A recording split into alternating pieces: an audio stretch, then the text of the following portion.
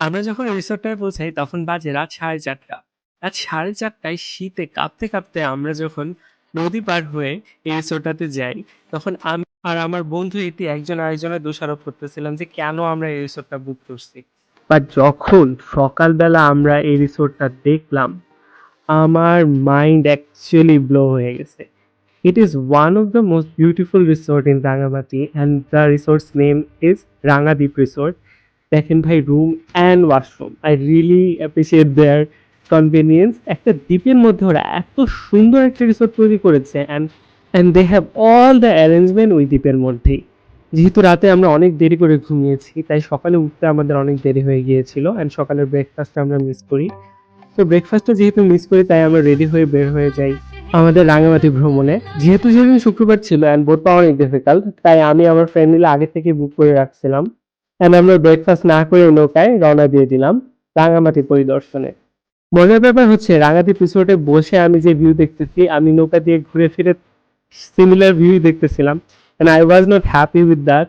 But আমার friend ইতি বলতেছিল না না, এখানে অনেকগুলো জায়গা আছে ঘোরার অ্যান্ড সবচেয়ে বড় ইন্টারেস্টিং জিনিস হচ্ছে ওইখানকার রাঙামাটি ঝুলন্ত ব্রিজ দেখা। অ্যান্ড আমরা খুব এক্সাইটমেন্ট নিয়ে রাঙামাটির ঝুলন্ত ব্রিজ দেখতে গেছি।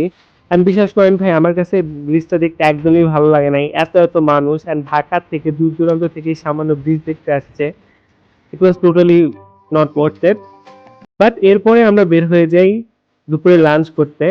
পলওয়েল রিসোর্ট নামে একটা জায়গা আছে অ্যান্ড ওইখানে আমরা 20 টাকা টিকিট করে ঢুকছি অ্যান্ড এত ক্রাউড ছিল ওইখানে, আমি একটা ভিডিও করতে পারি নাই। অ্যান্ড খাবার আমরা অর্ডার করি, খাওয়ার ওয়াজ ওকে বাট ওভার প্রাইস মনে হয়েছে আমার কাছে। 1500 টাকায় আমরা 4 জন মানুষ খাইছি। বাট আমার কাছে একটা ঝর্ণা আছে, সুদীপ্ত ঝর্ণা আর সামথিং, ওই ঝর্ণার কাছাকাছি যখন আমরা যাই তখন অলরেডি বিকাল হয়ে গেছে and আমরা সবাই টায়ার্ড অ্যান্ড ঝর্ণায় একদমই পানি ছিল না। শীতকালে আসলে ওই ঝর্ণাটা দেখার মতো কিছু নাই, এখানকার লোকজন আমাদের বলে নাই। এনিওয়ে, আমরা রিসোর্টের দিকে ব্যাক করতেছিলাম অ্যান্ড সানসেটটা এত সুন্দর ছিল, I was spending good time দেয়ার।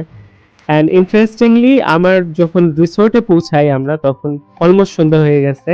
এখানে দেখেন রিসোর্টটা এত সুন্দর, এন্ট্রেন্স থেকে শুরু করে পুরা এমবিয়েন্স ওয়াজ ড্রিমি। সো রাতের আমরা কি খাবো, উই হ্যাড এর প্ল্যান যে আমরা রাতে বারবিকিউ খাবো। দেন মনে হলো না, আমাদের সাথে চিতা আছে, ওর ফুড হ্যাবিট অলরেডি চেঞ্জ করে ফেলছে, আমরা সারাদিনে উল্টাপাল্টা খাওয়াই। সো আমরা রাতে অর্ডার করি হচ্ছে চাইনিজ।